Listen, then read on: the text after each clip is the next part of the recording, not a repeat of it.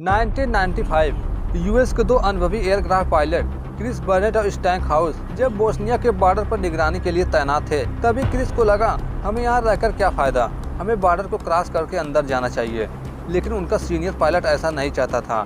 इसके बावजूद भी दोनों में सहमति बन गई। ये अंदर बोस्निया के इलाके में दाखिल हो गए। इन दोनों का मकसद अटैक करना बिल्कुल नहीं था, ये सिर्फ उन पर नजर रखने के लिए आए थे। अंदर जाकर जब नीचे देखे तो मालूम पड़ा वहाँ मासूम लोगों को मारकर कचरे की ढेर की तरफ फेंका जा रहा है। इतने में उन लोगों की नजर उस फाइटर जेट पर पड़ गई। वे आतंकवादी फाइटर जेट को मार गिराने के लिए सैम मिसाइल छोड़ दिए। Bosnia, June 1995. US fighter pilot is shot down over the war-ravaged country. I thought I was dead right then and there. He survives. Is trapped behind enemy lines for 6 days, hunted like an animal. US Marines swoop in for a daring rescue. This doesn't go well. We're going to be selling shoes at Sears tomorrow morning. Downed pilot.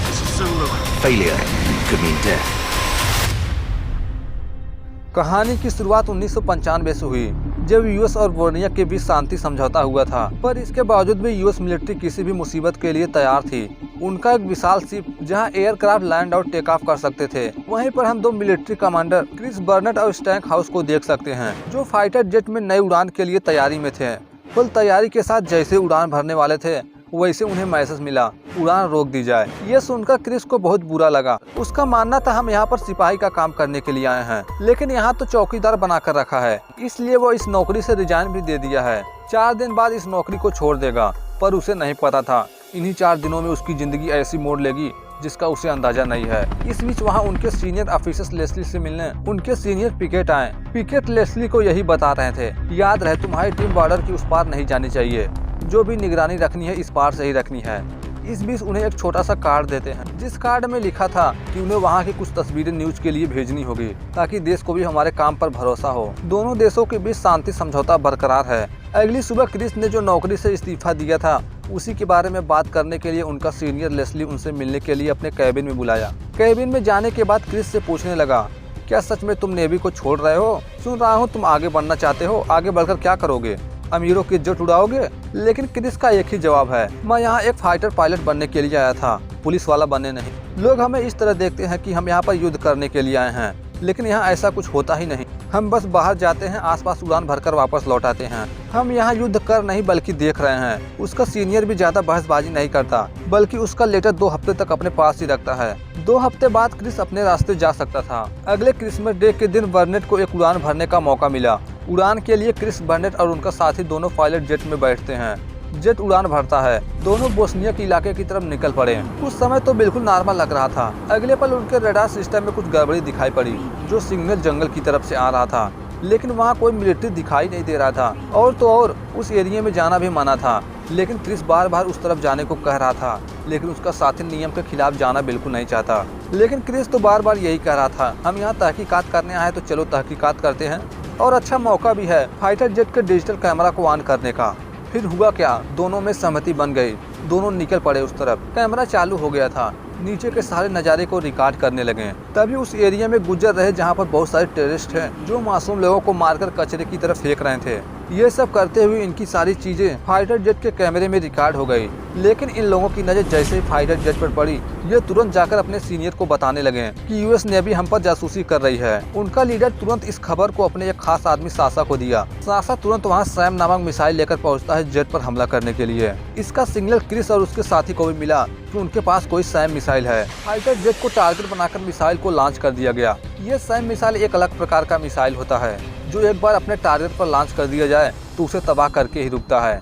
ये देख दोनों pilot jet को ऊपर की तरफ ले जाने लगे, लेकिन मिसाइल तो हाथ धोकर ही उनके पीछे पड़ चुका था। वो उस जेट को तबाह करके ही रुकने वाला था। दरअसल ये मिसाइल हीट को डिटेक्ट करके अपने टारगेट का पीछा करती है। जैसा कि फाइटर जेट के इंजन से आग निकलती है, तो उसी हीट को डिटेक्ट करके ये मिसाइल अपने टारगेट का पीछा करती है। ये बात दोनों पायलट को भी पता थी। इस बात पर मिसाइल को भटकाने के लिए चिंगारियां छोड़ी गई, ताकि चिंगारियों को फाइटर जेट समझकर वो ब्लास्ट कर जाए, मगर कोई फायदा नहीं। अब तो यह खबर हेडक्वार्टर तक भी पहुंच चुकी थी। वे लोग दोनों पायलट को बचाने की हर कोशिश कर रहे थे। एक मिसाइल से पीछा छूटा नहीं था, इतने में सासा दूसरा मिसाइल छोड़ दिया। अब दोनों उसके पीछे हाथ धोकर पड़ चुके थे। दोनों पायलट लगातार उस मिसाइल से बचने की कोशिश कर रहे हैं, मगर अंत में वही हुआ जिसका डर था। मिसाइल आकर फाइटर जेट से टकरा गई। दोनों जान बचाने के लिए तुरंत फ्लाइंग सूट को ऑन कर दिए। थोड़ी देर में जेट के क्रैश होने से पहले दोनों उससे अलग हो गए। इस लॉन्च में क्रिस के साथी के एक पैर में काफी गंभीर चोट आ गई थी। इसके बावजूद भी सही सलामत दोनों पैराशूट की मदद से नीचे आने लगे। फाइटर जेट तो पूरी तरह से तबाह हो चुका था। ये लोग किसी तरह से आतंकवादियों के इलाके में पहुंचे। इनकी खबर लेस्ली को भी मिली। उनका फाइटर जेट धराशायी हो गया है। जब उनका आखिरी सिग्नल डिटेक्ट किया गया तो मालूम पड़ा ये मिशन से बाहर थे, लेकिन इस हमले के बारे में सभी को नहीं पता था। इस तरह ये बात यूएस नेवी के सभी अधिकारियों तक पहुंचाई गई। तो दूसरी तरफ क्रिस और स्टैंक हाउस दोनों आतंकवादियों के इलाके में थे, जो जंगल के बीच हैं। दोनों जंगल से बाहर किसी खाली मैदान में आए, जहाँ स्टैंक हाउस के पैर में काफी गंभीर चोट आई थी। अब उन्हें जल्द से जल्द अपनी टीम से कांटेक्ट करना था, लेकिन वहाँ सिग्नल था ही नहीं। इसके लिए उन्हें ऊंचाई पर जाना पड़ेगा। इधर क्रिस तुरंत सामने वाले पहाड़ी पर नेटवर्क के लिए जा रहा था, तो दूसरी तरफ जहां पर फाइटर जेट क्रैश हुआ था वहां पर वह टेररिस्ट और उनका लीडर पहुंचता है। वह सबको ऑर्डर दिया, जहाज का कोई भी टुकड़ा बचना नहीं चाहिए, सब वर्कशॉप में ले जाओ। सासा भी वहां पहुंचकर बताने लगा। दोनों उत्तर दिशा में लैंड किए हैं। इधर सब के सब उसी की तरफ जाने के लिए निकलते हैं, तो दूसरी तरफ स्टैंक हाउस को भी एहसास हो चुका था कि उसके पास कोई आ रहा है। वह कुछ समझ पाता, चारों तरफ से वह घिर चुका था। आतंकवादी उसकी तरफ बढ़ रहे थे। पहाड़ी की तरफ जा रहा क्रिस पीछे मुड़कर देखा तो उसका साथी उन लोगों के बीच घिर चुका है। उसका लीडर जब उसके पास गया तो स्टैंक हाउस उसे एक कार्ड दिखाया, जिसमें उनकी भाषा में लिखा था ये कोई हमला नहीं था, सिर्फ तहकीकात थी। यदि उसे छोड़ दिया जाए तो उन्हें काफी इनाम मिलेगा, क्योंकि यह नियम भी होता है कि अगर कोई भी पायलट फाइटर जेट से अलग हो चुका है तो उसे बंदी बनाया जा सकता है, लेकिन मारा नहीं जा सकता। लेकिन इन्हें तो इस कंट्री से कोई लेना देना नहीं था। वह उस कार्ड को भी नहीं पढ़ा और अंत में सासा उसे गोली मार दिया। सासा को जैसे गोली लगी, क्रिस जोर से चीख उठा। अब उन लोगों को पता चल चुका है कि इसके अलावा यहाँ कोई और है। सभी क्रिस का पीछा करने लगे। क्रिस भी जान बचाने के लिए वहाँ से भागने लगा। उस पे अंधाधुंध फायरिंग हो रही थी। इसके बावजूद भी क्रिस जान बचाने के लिए काफी दूर भागता हुआ पहुंचा। ये देख सासा उसे मारने की जिम्मेदारी खुद अकेला लेता है। दूसरी तरफ क्रिस भागता हुआ पहाड़ी की चोटी पर पहुंचा। अपनी टीम से बातें किया, बताने लगा वे लोग मेरे साथी से बात किए और आखिर में गोली मार दी है। ये सुनकर उन्हें यकीन नहीं हो रहा था, क्योंकि उस कंट्री के बीच शांति समझौता हुआ है। फिर ये कैसे हुआ? लेकिन सब पता लगाने से पहले इन्हें क्रिस की जान बचानी थी।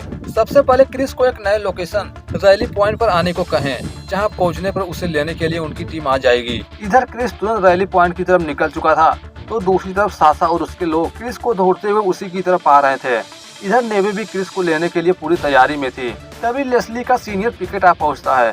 बताने लगा, हम वहाँ अपनी टीम को नहीं भेजेंगे। हमने पड़ोसी देश से बातें की है। उनका कहना है यह हमला उन्होंने नहीं करवाया है, ये काम किसी आतंकवादी ग्रुप का है जो दोनों देशों के बीच शांति में बाधा डालना चाहते हैं। अगर इसके बावजूद भी ये अपने साथी को बचाने के लिए उनके सीमा में गए तो शांति समझौता टूट जाएगा। ऐसा हुआ तो हम अपने एक साथी की जान बचाने के लिए लाखों लोगों की जान दांव पर लगा सकते हैं। इसलिए उनका मानना है अगर क्रिस खतरे में है तो उसे खुद अपनी सुरक्षा करनी चाहिए। उसे यही समझाया और सिखाया गया है। इसलिए इधर क्रिस को बचाने के लिए टीम जाने से रोक दी गई थी, तो दूसरी तरफ क्रिस उन आतंकवादियों से बचते हुए रैली पॉइंट की तरफ बढ़ रहा था। इस बीच वे लोग उस पर हमला भी किए। वहाँ हर पल खतरा था। इन लोगों का पूरा ग्रुप एक अकेले को पकड़ने के लिए हाथ धोकर उसके पीछे पड़ चुका है। काफी समय भागने के बाद क्रिस आखिरकार रैली पॉइंट तक पहुंच गया, जहां उसे लेने के लिए आने वाले थे। जब दोबारा से अपने सीनियर से बातें किया तो उनका सीनियर बहानाबाजी करने लगा कि अभी तुम्हें दूसरे लोकेशन पर आना पड़ेगा, पर वह कर भी क्या सकता था, उसे ऊपर से ऑर्डर मिला है। इस बात से क्रिस काफी गुस्सा हुआ। अब तो टेररिस्ट भी उसके पास पहुंच चुके थे। ये तुरंत वहां से भागना स्टार्ट किया। इधर क्रिस लगातार भाग रहा था, तो दूसरी तरफ हेडक्वार्टर में सैटेलाइट के जरिए उसका लाइव लोकेशन देखा गया। सैटेलाइट के सेंसर कैमरे ह्यूमन के हीट को डिटेक्ट करके उसका लाइव वीडियो दिखा रहे थे। जहां क्रिस जंगल के बीचों बीच भाग रहा था, उसके पीछे उसके दुश्मन भी पड़े थे। भागते भागते अचानक से उसके सामने एक बहुत बड़ा खड्डा आया। यह खड्डा वही था जहां पर मासूम लोगों को मारकर कचरे की तरफ फेंक दिया गया है। चारों तरफ इंसानों की कटी हुई लाशें पड़ी थी। ब्लड की वजह से मिट्टी कीचड़ में बदल चुकी थी। क्रिस जाकर उस कीचड़ में गिर पड़ा। इधर ये लोग सैटेलाइट के जरिए उसे देख रहे थे, तो देखते हैं कि अचानक से वह रुक गया। उसके दुश्मन लगातार उसकी तरफ बढ़ रहे थे। उन्हें समझ में नहीं आ रहा था आखिर वह भाग क्यों नहीं रहा है, पर इन्हें कहाँ पता था सामने कीचड़ से भरा हुआ एक खड्डा है। टेररिस्ट उस गड्ढे में जाकर उसे ढूंढने की कोशिश भी करते हैं, लेकिन डेड बॉडी की वजह से इतना ज्यादा बदबू आ रहा था, वहाँ 1 मिनट भी खड़ा होना मुश्किल था। इसके बावजूद भी कुछ लोग कीचड़ में उतरकर उसे ढूंढने की कोशिश किए, मगर क्रिस उन्हें नहीं मिला। वे वापस लौट गए। उनके जाने के बाद हम देखते हैं क्रिस कीचड़ में एक डेड बॉडी के नीचे छुपा हुआ था। वहाँ से निकलकर वह दोबारा भागना शुरू किया। उसे भागते हुए सैटेलाइट में उसके साथी भी देख रहे थे। तभी अगले पल सिग्नल डिस्कनेक्ट हो गया। उन्हें यह समझ में नहीं आ रहा था आखिर ये लोग है कौन। जो उसे मारना चाहते हैं। अगली सुबह वह एक पहाड़ी की छोर पर पहुंचा, जहां से वो अपने दुश्मनों से काफी दूरी पर है। दूसरी ओर टेररिस्ट उसे पकड़ने की कोशिश कर रहे थे, तो उसे पता चला वह पहाड़ी की तरफ गया है। वहां से जरूर वह पश्चिम की तरफ जाएगा। इस बीच फाइटर जेट के सारे कंपोनेंट को चेक किया गया, मगर उन्हें डिस्क कहीं नहीं मिला जिसमें सारी चीजें रिकॉर्ड थी, जब ये लोग लोगों को मारकर कब्रिस्तान में दफन कर रहे थे। दूसरी ओर क्रिस लगातार आगे बढ़ रहा था। इस बार वह एक ऐसे इलाके में पहुंचा जो इलाका पूरी तरह से खंडहर बन चुका था। दूर दूर तक कोई नहीं था। थोड़ी देर बाद उन्हें कुछ लोग दिखाई पड़े। वे भी लोग वहां से जाने ही वाले थे। वहीं कुछ ही दूरी पर जमीन पर बहुत सारे बम लगाए गए थे, जो बहुत सारे तारों से कनेक्ट हैं। यदि तार जरा सा भी हिला तो सारे बम एक एक करके ब्लास्ट हो जाएंगे। इतने में पीछे से आतंकवादी भी आ पहुंचे। अब तो क्रिस को बचना है तो वहां से भागना ही होगा। क्रिस सारे तारों से बचता हुआ आखिरकार भागना शुरू कर दिया, मगर आखिर में जिसका डर था वही हुआ। उसका पैर जाकर तार में बच गया। सारे बम एक एक करके ब्लास्ट होने लगे। इस ब्लास्ट में टेररिस्ट भी मारे गए, लेकिन क्रिस बचकर वहां से निकल गया। थोड़ी देर में वहां सांसा पहुंचा। दूसरी ओर क्रिस वहां से काफी दूर निकल चुका था। दोबारा अपने सीनियर से कांटेक्ट किया, जहां बताया गया उसे पूरब की तरह आना होगा, जहां उसे लेने के लिए उसकी टीम पहुंच जाएगी। इधर उसकी टीम उसे लाने की तैयारी में थे, तो दूसरी तरफ क्रिस लगातार बताए हुए डेस्टिनेशन की तरफ भाग रहा था। लेस्ली अपना टीम तैयार कर चुका था। इतने में उसका सीनियर पिकेट आ टपका। कहने लगा उसे लेने के लिए तुम्हारी टीम नहीं बल्कि हमारी टीम जाएगी। दूसरी ओर क्रिस जंगल से बाहर निकलकर एक ब्रिज के पास पहुंचा, जहां से एक गाड़ी गुजर रही थी। गाड़ी से लिफ्ट लेकर वहां से निकल पड़ा। उसके जाने के तुरंत बाद साचा उसका पीछा करते हुए ब्रिज के पास पहुंचा, जहां कार के टायर के निशान थे। वह समझ चुका था वह यहाँ से निकल चुका है। यह खबर अपने साथियों को भी दिया। इधर क्रिस को लेने के लिए रेस्क्यू टीम आ रही थी, तो दूसरी तरफ क्रिस जिस गाड़ी में थे, बीच रास्ते में उस गाड़ी पर हमला हुआ।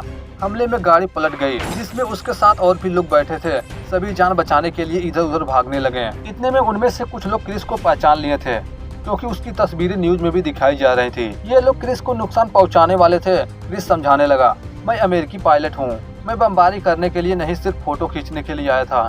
मैं तो इन लोगों से अपनी जानें बचा रहा हूँ। ये सब क्रिस की बात मान गए, क्योंकि क्रिस जिन लाशों के ढेर को कब्रिस्तान में दफन करते हुए देखा था, वो इन्हीं की तरह मासूम लोग थे। ये आतंकवादी अब इन्हें भी मारना चाहते हैं। तभी अचानक टैंकर से उन पर जोरदार हमला हुआ, जिसका शिकार सभी लोग हुए। थोड़ी देर बाद उन्हें क्रिस की डेड बॉडी भी मिल गई, जिसका चेहरा बुरी तरह से खराब हो चुका था। लेकिन उस डेड बॉडी को देखकर सांसद साफ मना कर दिया, ये वह नहीं है, क्योंकि उसके हाथ में एक टैटू था, जो गोरांजू वाकू के कैदियों पर होता है, क्योंकि ऐसा टैटू सांसा के हाथ पर भी है। दरअसल क्रिस उसके एक साथी का ड्रेस पहना और अपना ड्रेस खुद उसे पहना दिया। वह कब से उन लोगों के बीच में ही था। उनके नाक के नीचे से जो उनके साथ उस गाड़ी से आए थे, उनमें से बचे हुए एक साथी के साथ वहां से निकल पड़ा। दूसरी ओर उनकी टीम को खबर मिली क्रिस बर्नेट मर चुका है, क्योंकि आतंकवादी जानबूझकर यह अफवाह फैला रहे थे, जिस वजह से यही बातें न्यूज में भी चलने लगी। लेकिन ऐसा बिल्कुल नहीं था। क्रिस लगातार अपने डेस्टिनेशन की तरफ भाग रहा था। कुछ देर में वो अपने डेस्टिनेशन तक पहुंच गया, जिन्हें लेने के लिए हेलीकॉप्टर भी आ रहे थे। लेकिन हेलीकॉप्टर वहां पहुंचता, इतने में उन्हें खबर मिली क्रिस मर चुका है। इसलिए हेलीकॉप्टर वहां पहुंचने से पहले ही वापस लौट गया, जिसे चाहते हुए क्रिस भी देख रहा था। जोर जोर से आवाजें लगाने लगा, मगर कोई फायदा नहीं। हेलीकॉप्टर वहां से काफी दूर जा चुका था। तभी उसकी नजर पास में खड़े स्टैचू पर पड़ी, जहां पर उसका फाइटर जेट क्रैश हुआ था। इसका मतलब यह घूमकर उसी जगह पर पहुंच चुका है जहां पर वह पहली बार था। यह देख उसके दिमाग में एक अलग ही खेल चलने लगा। वह सोच लिया था उसने मेरे पायलट को मार दिया, क्योंकि हमने कब्र की तस्वीरें खींची थी। अब वह फैसला कर लिया है, वह यहाँ से जाएगा भी, साथ ही उस वीडियो फुटेज को भी ले जाएगा, जिसकी डिस्क लैंडिंग के वक्त उस स्टैचू के पास गिरी थी। वह पायलट की मौत को जाए नहीं जाने देगा। उसके साथ आए हुए लड़के को वहीं छोड़कर स्टैचू की तरफ जाने के लिए निकल पड़ा। उसका पीछा करते करते सासा भी वहीं पर आ रहा था। दूसरी ओर कुछ देर बाद क्रिस वहां पहुंच गया, जहां लैंडिंग के वक्त डिस्क गिरा था, जिसमें सारी वीडियो रिकॉर्ड थी। डिस्क को निकालने के साथ उसी डिवाइस की मदद से कंट्रोल रूम में सिग्नल भी भेजा, जिसका सिग्नल जैसे ही लेस्ली को मिला, वह किसी की परवाह किए बगैर अपनी टीम को लेकर क्रिस को बचाने के लिए निकल पड़ा। रूल्स के खिलाफ जाने पर उसे नौकरी से भी निकाला जा सकता था, लेकिन उसने इसकी भी परवाह नहीं की। दूसरी तरफ वो सिग्नल आतंकवादियों को भी मिली थी। वह भी उस लोकेशन पर आने के लिए निकल पड़े, मगर उससे पहले वहां सासा पहुंच चुका था। उसे एहसास हो चुका था क्रिस यहीं पर है, इसलिए वह हमले के लिए पूरी तरह से तैयार था। लेकिन क्रिस बर्नेट उसे मौका नहीं दिया। वह पहले से बर्फ में छुपकर घात लगाकर बैठा था। मौका मिलने पर उसे गोली से भून दिया। लेकिन बड़ी मुसीबत तो अब आई। टेररिस्ट पूरे गैंग और टैंकर के साथ वहां पहुंच जाते हैं। तभी उसे लेने के लिए उनकी टीम भी आ गई थी, जो हेलीकॉप्टर से है। दोनों के बीच अंधाधुंध फायरिंग हुई। यही सही मौका था क्रिस को हेलीकॉप्टर में लेने का, लेकिन वो लाना ही भूल गया था डिस्क को। हमले के बीच में ही क्रिस दोबारा जाकर उसे लिया और वापस भागता हुआ हेलीकॉप्टर के पास पहुंचा। कमांडर उसे सही सलामत हेलीकॉप्टर में ले लिए। इस तरह 6 दिनों बाद क्रिस बर्नेट को बचा लिया गया था। आगे जो क्रिस नेवी को छोड़ना चाहता था वह आगे चलकर उसी में काम किया। उसकी खींची गई तस्वीर की वजह से उन आतंकवादियों के लीडर को पकड़ा गया और उनके गुनाहों की सजा भी दी गई। लेकिन लेस्ली को अपनी नौकरी से हाथ धोना पड़ा था। इसके बावजूद भी उसे एक दूसरा जॉब दिया गया, लेकिन लेस्ली ने रिटायर लेना ही ठीक समझा था। तो यह थी कहानी बिहाइंड एनिमी लाइन की। फिलहाल मिलते हैं एक और नए कहानी के साथ। Thanks for watching this video.